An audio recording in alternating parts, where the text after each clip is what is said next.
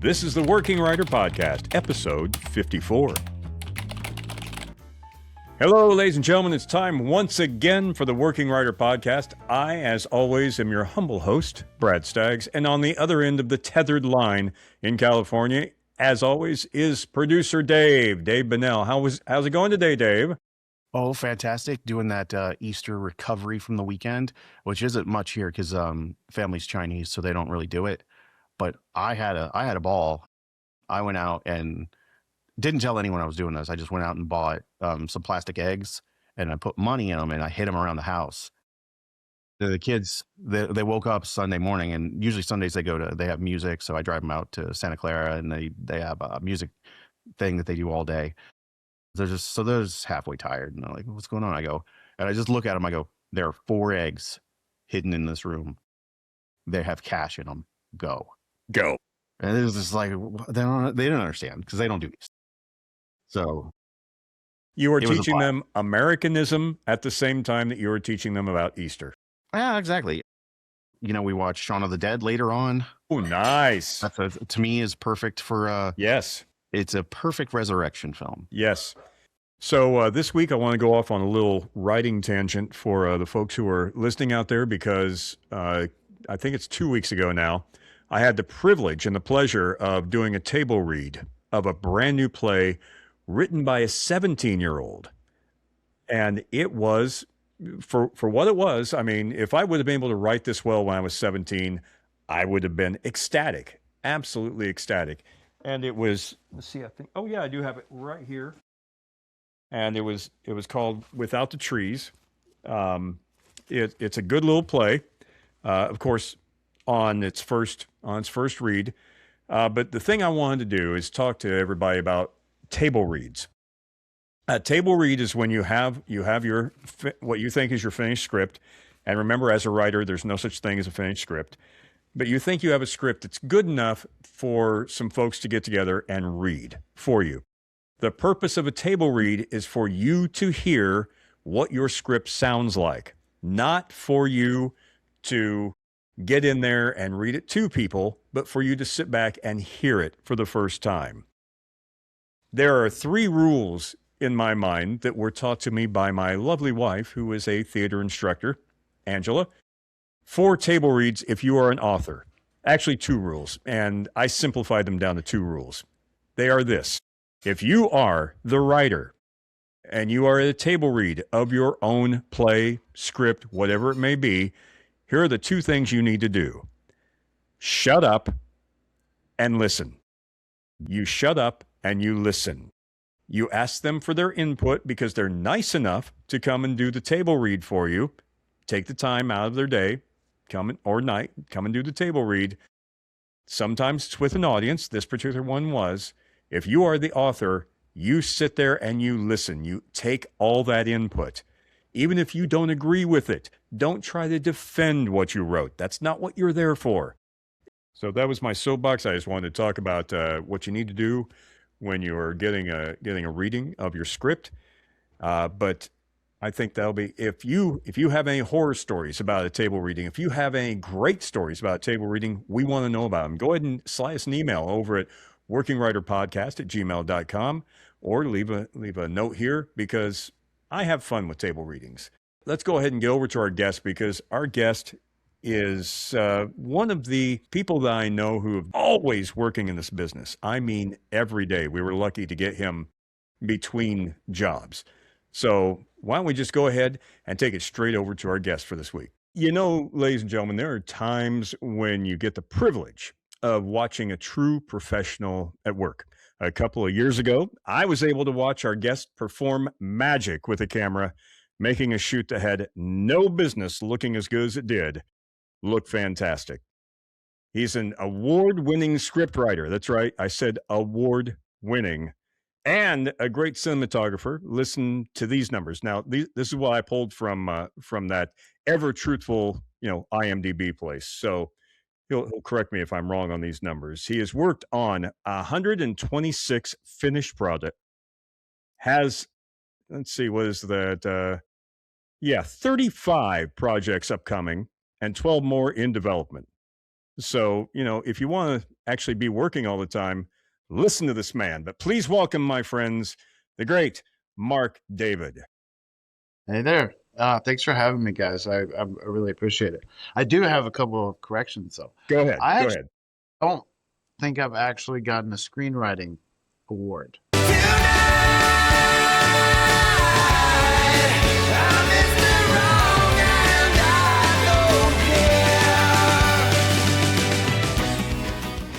Oh, maybe we did. I don't know.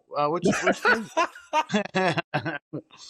All right. For you, for I'm you old enough. beginning, for you beginning writers, when you've worked on so much stuff that you don't remember when you've won an award, then you know you're a real working writer. I'm That's older what it than I comes down look to. too. I mean, I've been doing this damn near 30 years, so I can't remember everything. That's true. That's not bad for a 29-year-old. That's right. That's Was right. that good? Was that good? Good. I like you. I already liked you Thanks. Well, better. thanks. You haven't gotten to know me yet. We just wait. All right. I have a great first question for you because I was thinking about this all week because you, my friend, are very busy. We actually caught you in an off time, or at least a time when you're at a place where there's a camera and internet. So here's what I want to know. Why haven't I been called for a role in one of your films? I mean, you've got a gajillion of them out there. I'm Why waiting am for I you to not in? move. I'm waiting for you to move to California. I actually have an answer to that question. Oh, okay. I had the pleasure of working with you on a movie called Planet Quake in Indiana. We were in Indiana, right? We were, yes, yes. At least I was. I don't know where you were, but yeah, we were. You're right. Well, just because we were right there next to Kentucky. But Yeah. yeah, yeah. No, I had a great time working with you, and I Yeah. was like, man, I could use this guy a lot.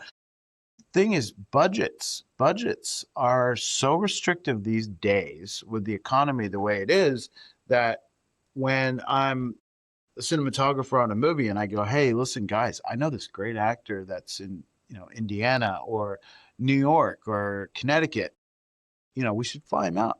They're like, no, no, we got to go local. We got to go local. Nah, same in like I was just doing a few movies in West Virginia, right?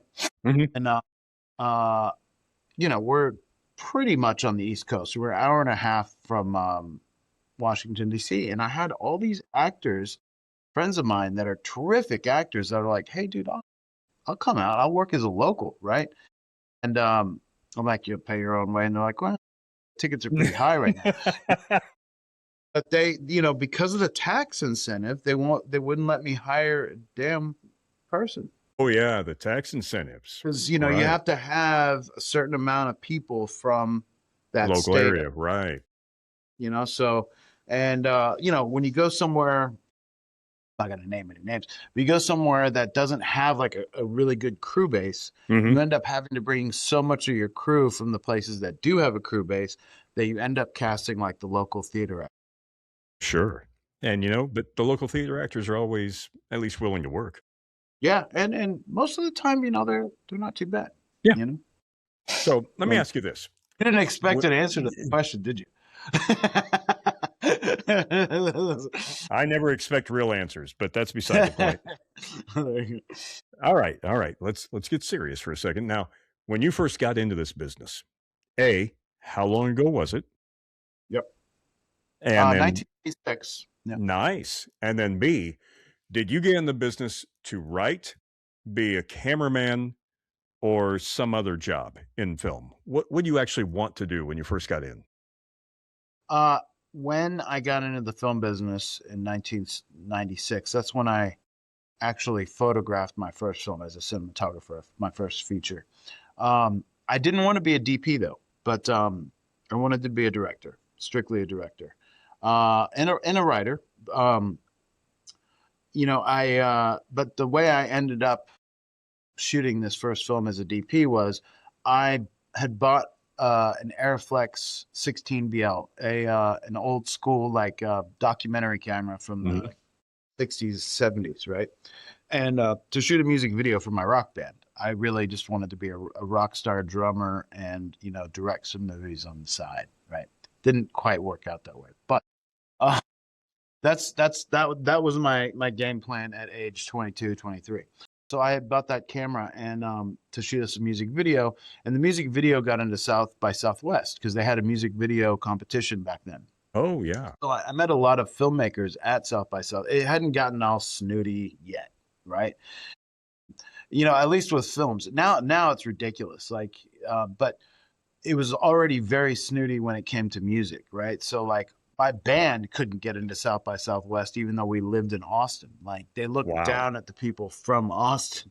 So I was like, our music video got in, you know. But anyway, that music video got me a little bit of attention because it looked really cool and it was a strange music video, and some filmmakers that had zero fucking money were like, "Hey, do you can we rent your camera?" I was like, "Yeah, absolutely, please." And they were going to talk, they were talking to the local hotshot older DP that knew way more than I did.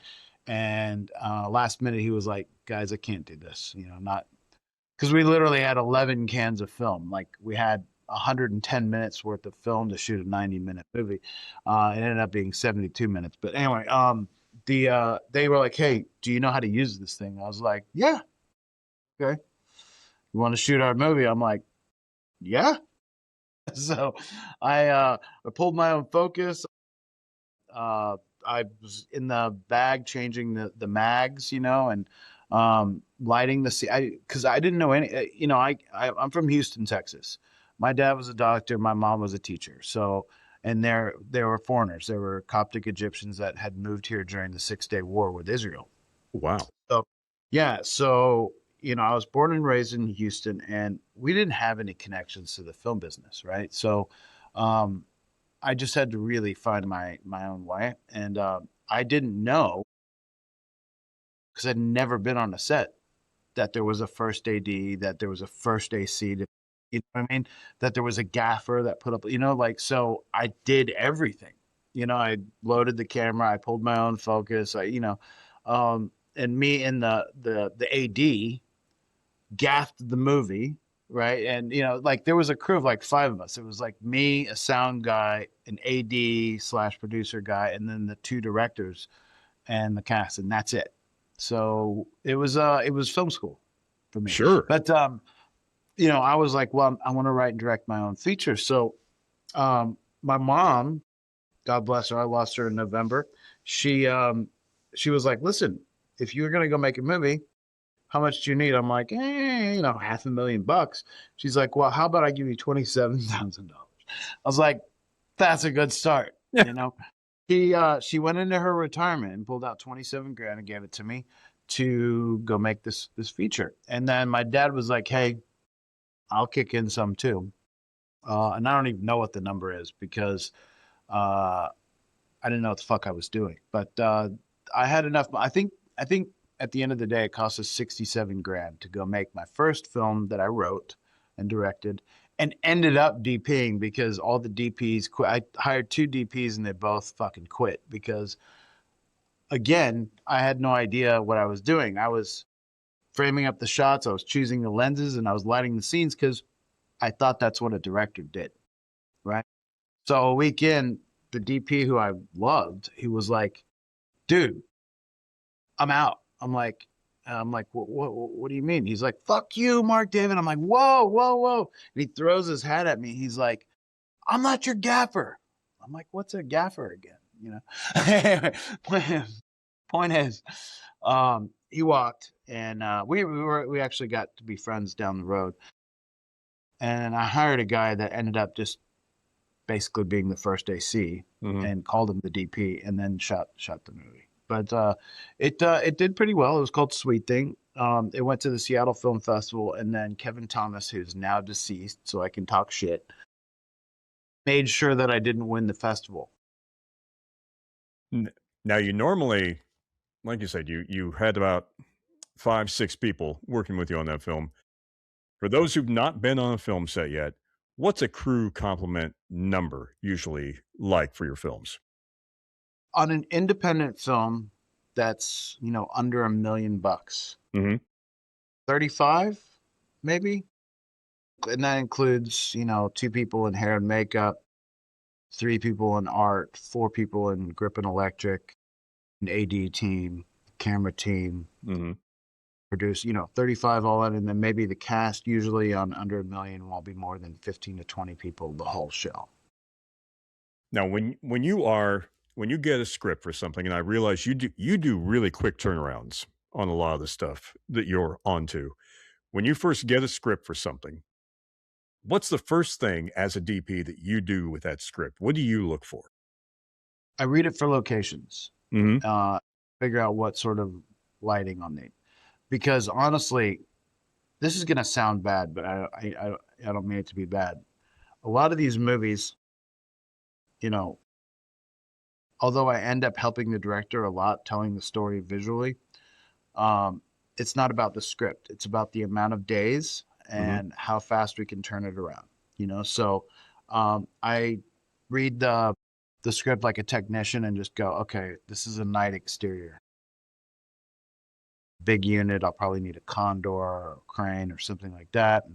And then I start talking, and then after I've got my equipment sorted, that's when I start talking to the director about the narrative style, Mhm. essentially, you know, visual style to help tell the story, you know. If you're looking at somebody who is trying to get their script done for the first time, would you say that doing as simple as setups as possible for shots would get their script made quicker, or does that not matter? No, it If they say night shot, does it drive you insane? no. It just means, look, I would say this: first time filmmakers, yes, simple always works better, Mhm. uh, but also just make sure that you're the greenest person on set. You know, you need a DP that knows what they're doing. You need a gaffer that knows what they're doing. You need a focus puller that knows what they're doing. You need makeup people that have had talent in front of the camera first. So I did surround myself. I mean, half my crew on that first movie were learning too, but they loved it. So like we learned fast, like that was my film school, and the other half, like that first DP that ended up quitting, he taught us everything and then fucking took off. So you just need to, I think, of first time filmmakers, if you can get rid of your ego and listen to the people that have been doing it longer, they're going to help you. Mhm. It's those people that act like auteurs and don't want to listen that usually don't get very far. Well, You know, the great thing, and one of the things that I really liked about you when I first met you on that film, was I had a kid working for me, Briscoe, who was yeah, just one of the love that. greatest kids. And I looked at you and I said, "He wants to learn this. Can he just shadow you? Can he see what you're doing?" And you ended up giving him a full class of what's going on, as it was going. I've got some great pictures of you, just him with a notebook and you just explaining to him what's happening. Do you like the teaching aspect of what you do? Absolutely. I didn't. I wasn't in a position, knowing nobody in Mhm. Texas, where I had any mentors. So I love being a mentor because uh, I would go up to people and ask people, "Hey, will you be my mentor?" And they're like, "Yeah, no."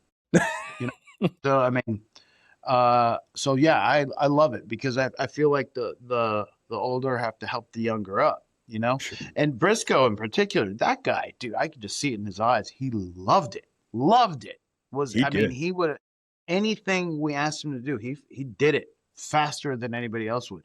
And so he, I think I ended up working with him on something else. Mhm. But I mean, look, for a while I'd be doing jobs out of town. And I'd be like, guys, I know this is a reach, but is there any way we could bring in a PA from Indiana?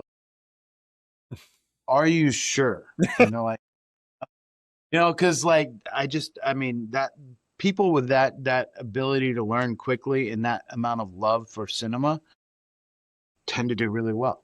Yes. you Yeah. know, so yeah, no, I mean, he's still on my radar.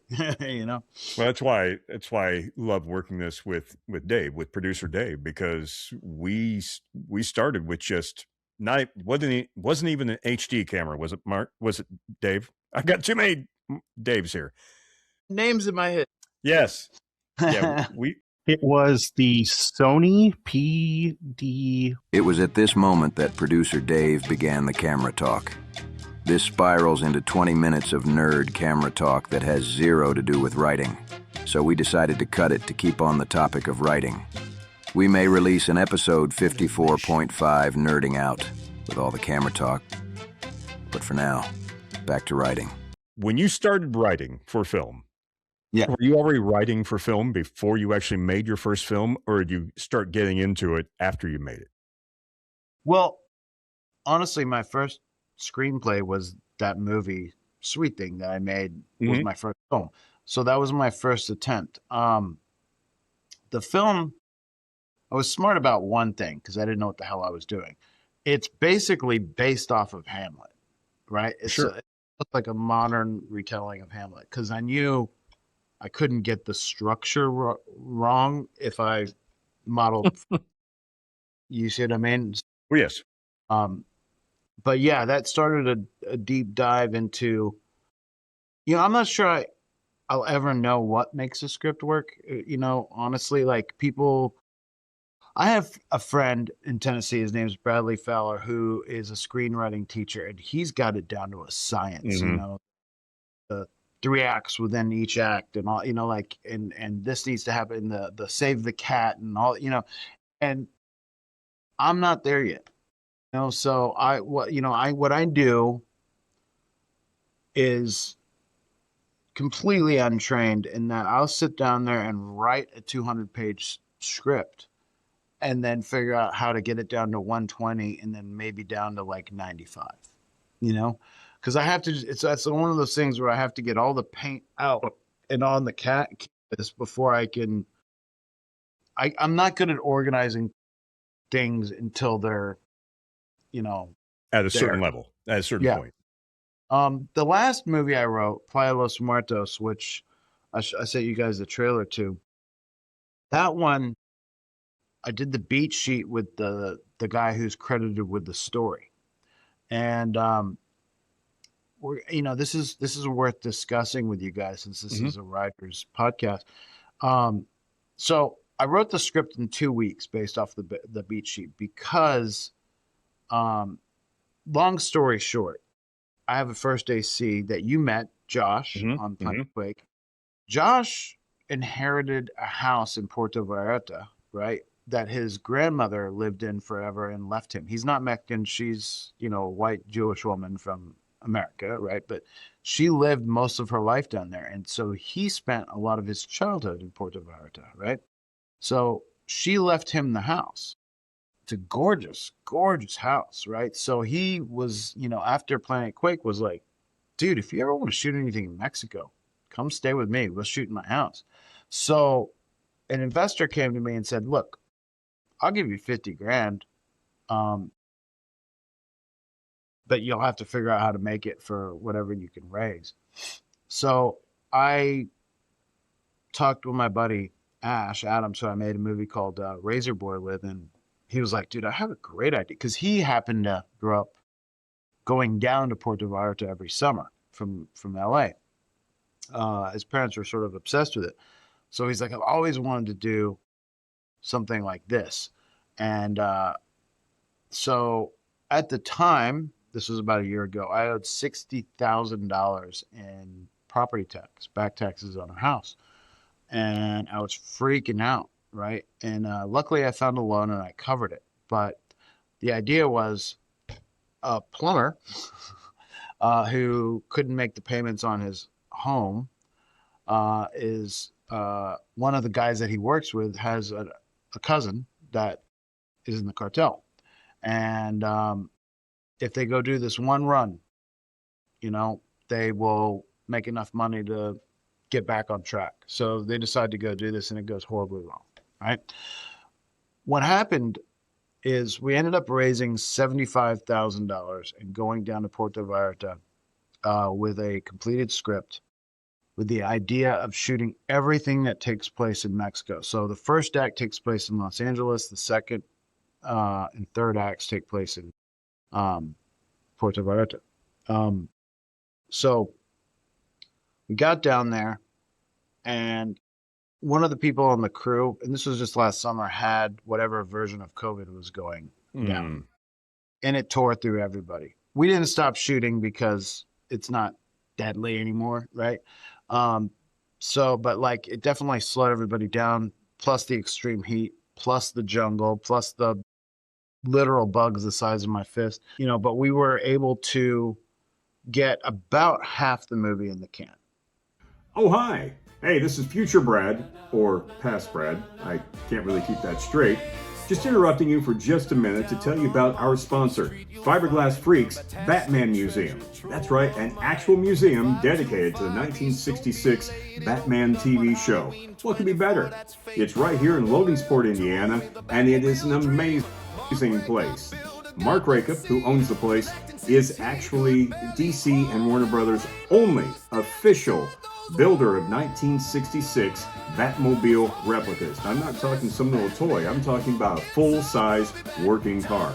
And you can go to the museum and see some of those right now. Plus all the toys from when you were a kid, everything dealing with Batman, especially the 1966 show. Go on in there, and if you go in there and tell them that the Working Writer Podcast sent you, you get $2 off your admission right now. So go in. You have no excuse not to go. So let's go back to the show. I'm sure it's more interesting than I am. So watch the podcast and then get to writing. When we were aiming for 2/3,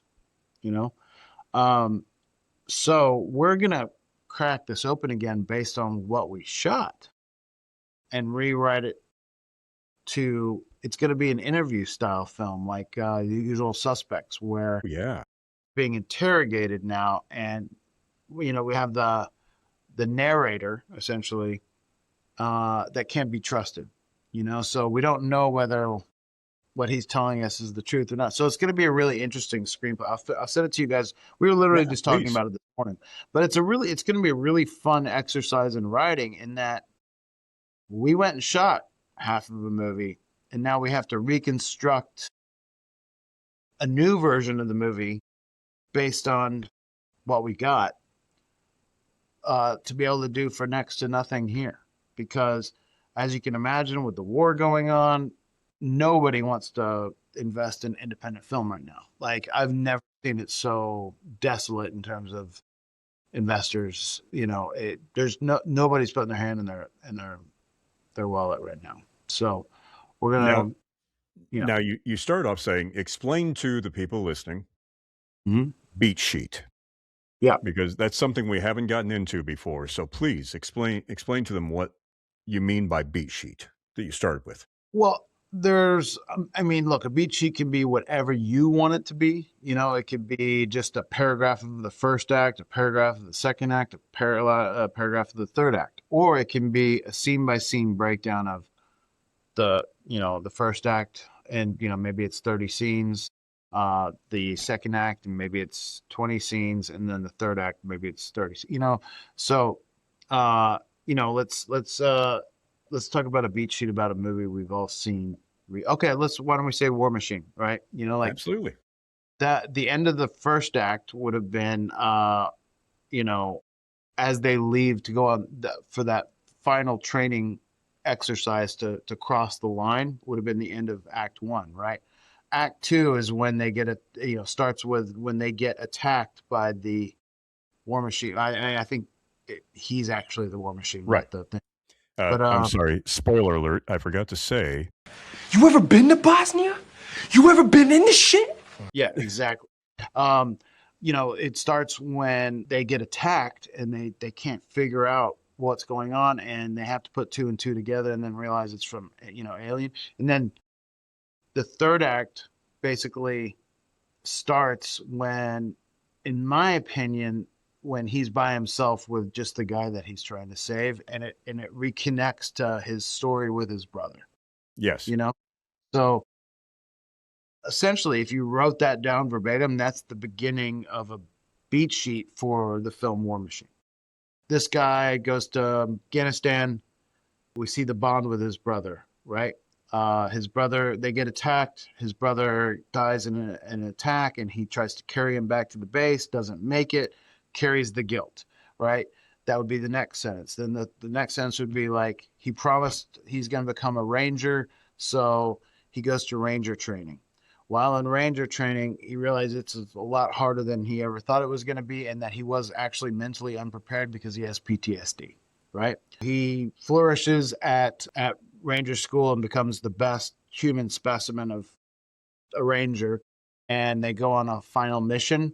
He he he flourishes at individual tasks, not leadership, Right. which is He's very lacking in, important there. yeah, Right. right. And that should actually go in the beach. His leadership is questionable. And when another guy sort of shows him how to lead, he starts to learn. And then that becomes the end of Act One, right? So it's about 5, 6 sentences, right? Act Two, they are, on their mission. They're supposed to go find this broken down vessel, and they actually stumble on something much more uh, uh, venomous and deadly, and it starts hunting them, right? Then the next beat would be, they put 2 and 2 together after finding the vessel they were actually supposed to find, and realize that the news story they had been watching in Act One. Oh, so you got to put that news story back in the Act One Right. beat sheet, right? Is actually something that came from space, and they can't explain it. They just know it's badass and it's fucking everybody up and killing everybody. Because right? that news story is the Chekhov's gun for the entire thing. It's Correct. there. Yeah. You see it. You may think that it's just something that okay, well, this is a news story, but it's something that actually drives the rest of the story forward, starting in Act Two. Right. And it's painful watching a movie as a screenwriter, because I'm like, we know watching War Machine right away in the first act that because they cut to the news story twice, Yes. that it would not be there in a studio movie unless it's the fucking thing from space. Right. Right. So you have to just sort of, suspend your reality to watch movies when you work in film or you write films. So I I can do that now. I was like, yeah, I get it's an alien thing, but they don't know that, so I don't know that. But we're just at the middle point of what a beat sheet would look like for War Machine. I don't want to give away too much just in case people want to watch it, but it's just line by line what happens, and a generalization of what the scene is. Ed talks with James about this. Mhm. Then Ed and James go to the mechanic and meet so and so. Like it's just like that, and then it's so much easier to sit down in front of a computer with whatever software you use and go, look, I just have to think how I'm going to make this scene get to the next scene and have a beginning, middle, and end. And sometimes in the beat sheet, if you already have it established, you can also throw in smatters of relationships that people have, such as in War Machine, his relationship with his brother. 100%. The Yeah. fact that he was so close to his brother, and that drives the entire thing as to Yes. why he goes to ranger school, because he would not have otherwise. He was against it. Yeah. You find So- the what do you see? My friend Brad would know all of the. You probably my other friend Brad probably knows this. What do you call it? The instigating. The instigating the incident, the inciting incident. Inciting an incident Yes. like that. Yes. The movie starts with that. Literally, Yes. it starts with the inciting incident, and that sort of gives you a great feel for what's important for this guy for the whole movie and what Mhm. drives him forward. So it was really kind of a perfect screenplay, Yeah. The other thing that I love was that his character did have growth, obvious growth. It wasn't just, well, maybe he'll change. He actually had to grow and develop from the Right. beginning to the end. And Oh, you yeah. see from the beginning who he is. Yeah. He becomes a world-class leader, Mhm. by the end of the movie.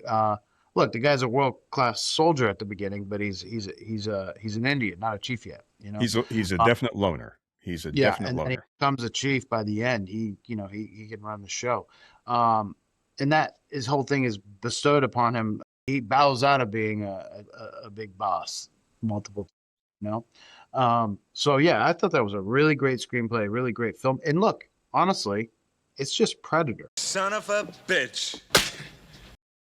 It really is. Yeah, With a few more people updated to now. The other thing I really like, because I've seen a special effects breakdown on it, is it's seamless. It really, to me, seemed very seamless with the comping in, with the alien ship, with everything that had to be put into that film. yeah. Well, the only thing I only have one problem, and I'm not a film critic. There's one moment in the movie that just felt like they went back and did a pickup, and like I don't know, maybe everybody had a judgment lapse in post. I can't believe they left that. You want a piece of me? Come on! You want a piece of me? Really? This is so good. You're gonna Yeah, throw in that line? You want a yeah, piece of me? Really? Yeah. Anyway, that was my only problem with yeah. the whole movie. We grew up at a time when we had Arnold Schwarzenegger movies, so one line out of the entire thing, Yeah. I'll Well, I'll take. but if he had said it with an accent, no, I'm just kidding. Yeah, Oh, who knows? Maybe, maybe, maybe. yeah. Now, you started in '96. The the film industry, the entire world has obviously changed, but especially film industry when we start talking about technology, what people are using.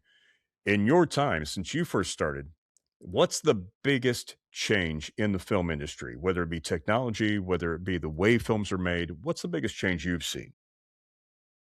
Well, it's twofold: digital and internet. Okay, Mhm. so um, there used to be a coming of age, thing with film.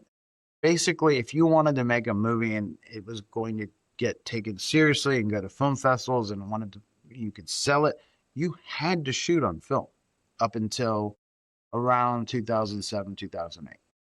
So the minute digital started coming into the equation, it opened the door for anybody that had an idea to become a filmmaker. And that's great in a number of ways. Terrible in a lot of ways for people that had already been in the industry, because all of a sudden, instead of competing with 20 people for that pot of money, you're competing with 1 million people for that pot of money. And then the market became so saturated that, America used to make, I think, 400 or 500 films a year. Mhm. Now we're something at like 10 to 15,000. So there's nowhere to sell them all, right?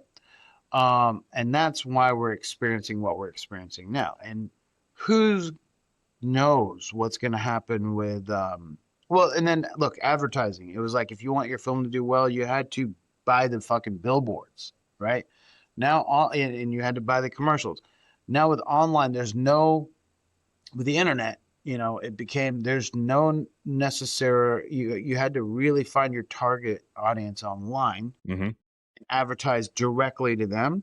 So there's no just print and advertising spend like there used to be for a studio. First of all, it's double what it used to be.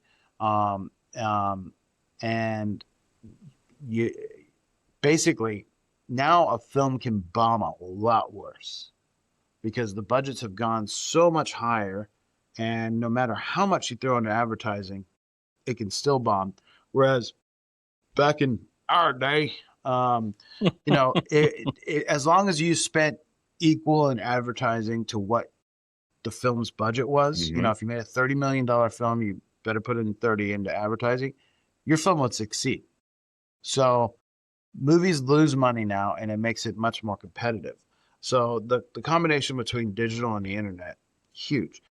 We're just starting to level out, and people are starting to figure it out. And then now you throw AI in. I don't know. Me personally, I think AI should be used for medicine, all kinds of things. But it's scary because it could like visual effects guys I know right now are using it because they can comp something much quicker, right? But they're still the VFX artists. Um, I know of some movies, a couple of movies that I shot. They're like, oh, we can't afford to shoot that, so we're just going to use AI. And they Right. used like, yeah, so the Jeep jumping over the cliff. Oh, that's AI. Yeah, no, we didn't actually shoot that. I fucking hate that. Like, because it needs to connect to a human element for me to care, you know? Well, it's So, it's also hard to explain to people that if you've ever opened an Adobe product in your life, you've used AI in one way or another. sure. Yeah. Because, Photoshop is not when I first used Photoshop, you had to know what pixel you started on, what pixel you ended on. You no longer have to have that knowledge. It is all AI now. In order to when you wanna cut a movie, if you're using Premiere and you just wanna pull the footage in, that's AI doing it. You're not doing that by hand. So, there is absolutely a place for AI. As you 100%. but as you said, all of these movies that you're talking about, all 15,000, well, at least the majority of them start at one place, and that's the script. Something has to be written before something can be filmed 99% of the time. Even with reality TV, there has to be something there for them. Yeah. Yeah. 100%. Well, but I'm pretty sure one of the movies I shot this year, the script was written by. Oh, no. Yeah. So I think, and I think the guy put his name on it, and it's like, no, you didn't write this because it's just so unnatural. It's just kind of like AI music. Like, I don't know if you guys listened to that band, that AI band Yeah. that actually got 1 million people. It was good. It was really good. And I didn't think AI could actually capture music, but it did. But the problem is it was so perfect, it didn't sound human. Yeah, look, we definitely used AI to create the poster for a movie I directed called Sunlight, and it was fantastic. Mhm. Yeah. Absolutely, but at the same time, see, we just didn't have the money to hire a designer. But I would have much rather had the money to hire a designer because, and look, we had to come up with a poster real fast to give to the distributor. The movie comes out in like 2 months, right? That's the only AI we used in the movie is the poster. And, we took a bunch of real elements and combined it with AI and came up with something that would have cost us thousands of dollars. I'm not giving ourselves a get out of jail free on that because I still am not happy with the fact that, I just don't want it to be used for creative things because number one, I don't want to be out of a job. Number two, just think what the 10-year repercussion of this is. You see, like as a musician, like going back to square one of this interview, I wanted to be a rock drummer, famous rock drummer. I wanted to be Tommy Lee and, have a hot tub full of women and drink whiskey every day for breakfast, right? That didn't work out. Thank But God. you got the whiskey, though. Yeah, yeah. Well, yeah, and Yeah. I quit about 10 years ago, so that didn't work out. But I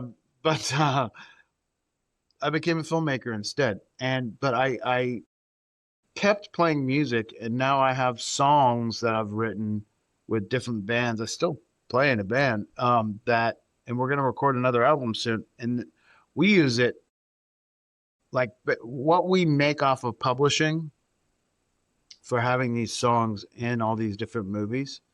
Um, we have stuff in 4 movies that are coming out this year. Look, we'll make maybe $5,000 each over the year.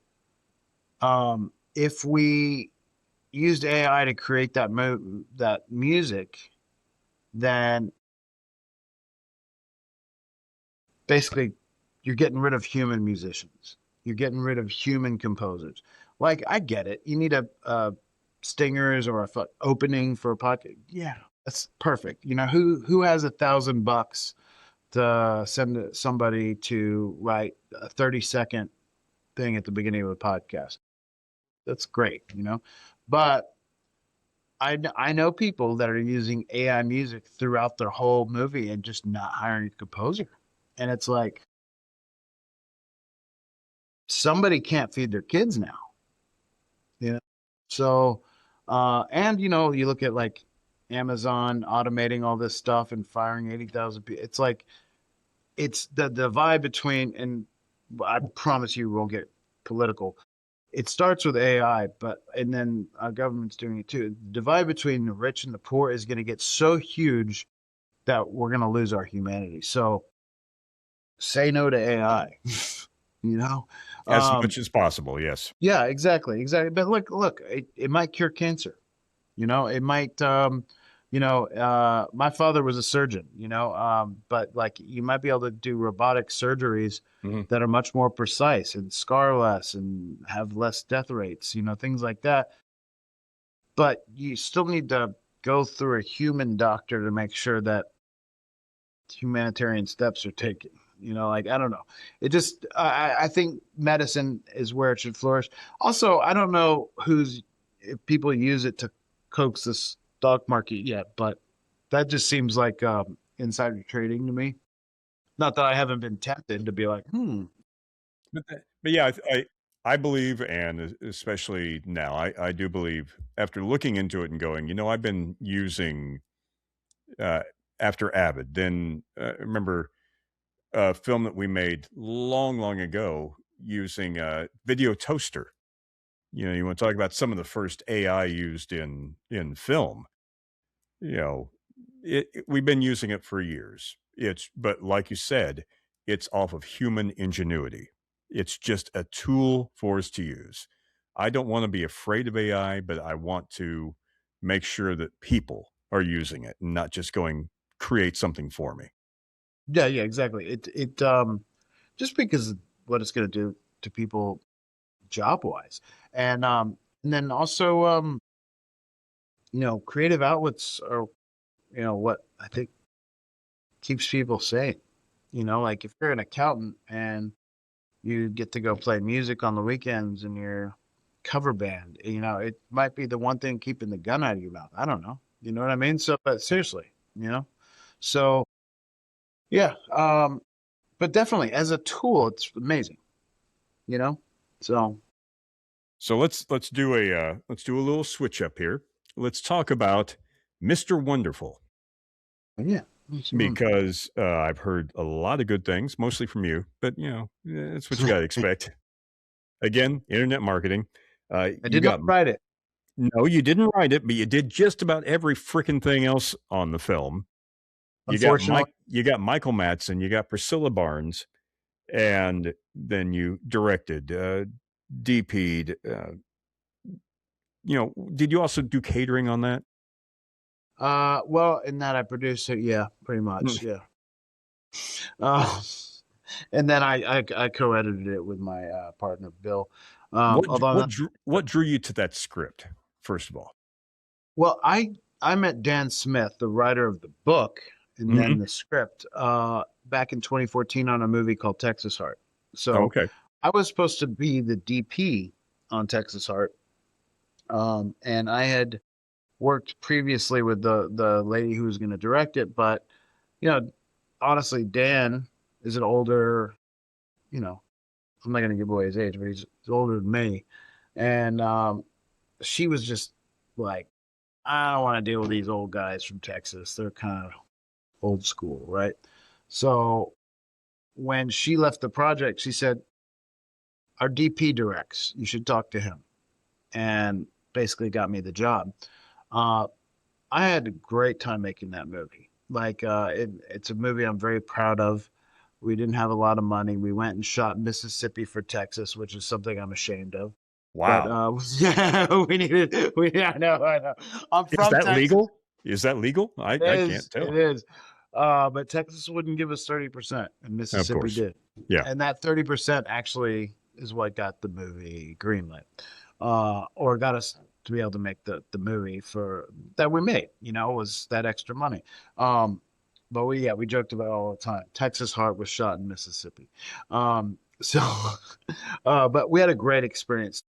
He, almost 10 years later, was like, "Hey, I just wrote this book and it's very personal to me. You know, it's kind of about my experiences as a retiring um, professor and my father having dementia and losing him and what it did to our family. I wrote this book loosely about it, and here's the script. Take a read. Tell me what you think." I read it. I was like, "This is great, man." I said, "Here's the problem. People don't like movies like this anymore, but I want to make it." And he's like, "Well, look, my brother's gonna put in 120 grand." He's like, "Let's try to get about 500,000." I said, "No, let's go shoot it for 100." And he's like, "What are you talking about?" I said, "Dude, no one's gonna give us any money for this. It's about people. There's no fights. Well, there are fights, but I said this is a classic narrative. It's about a small thing, right? Big thing to us normal humans, So it's a drama. Dramas don't do well, right?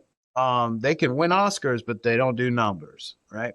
So we ended up having around 200 at the end of the day because we went and raised some other money.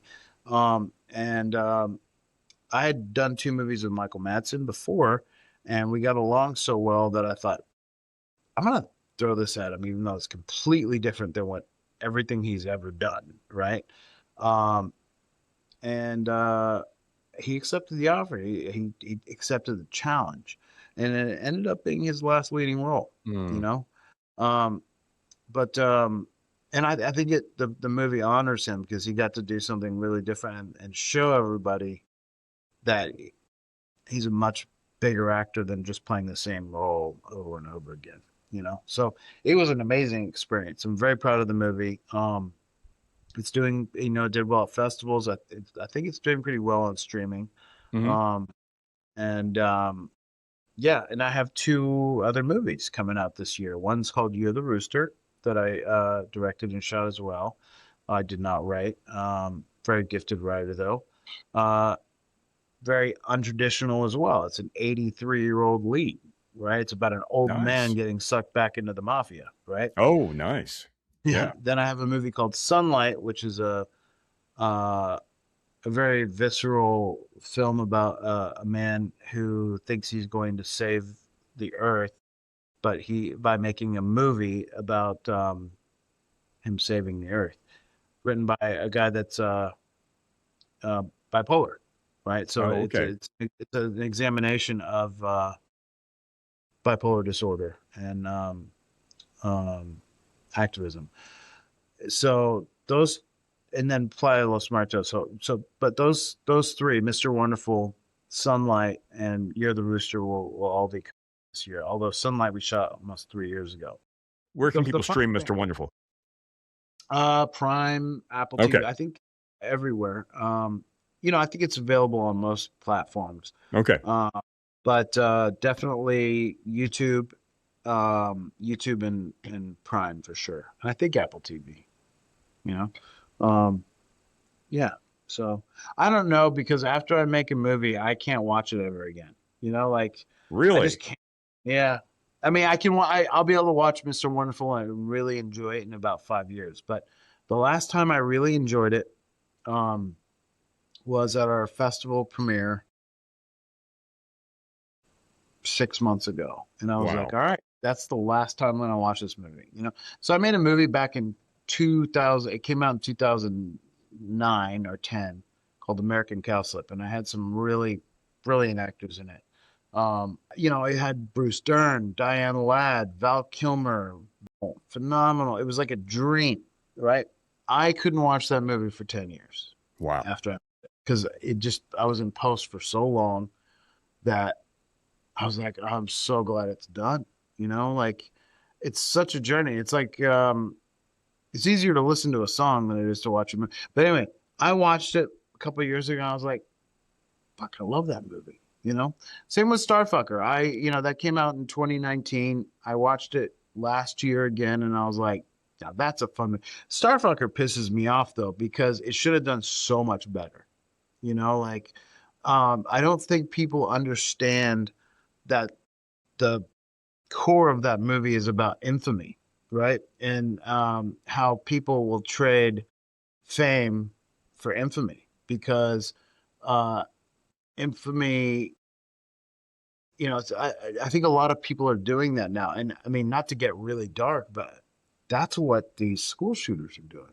Mm-hmm. It's about infamy, and it's a sickness that our society has. And, I think because it's a very dirty, rough on the edges movie, people are not seeing the deeper meaning behind it, you know?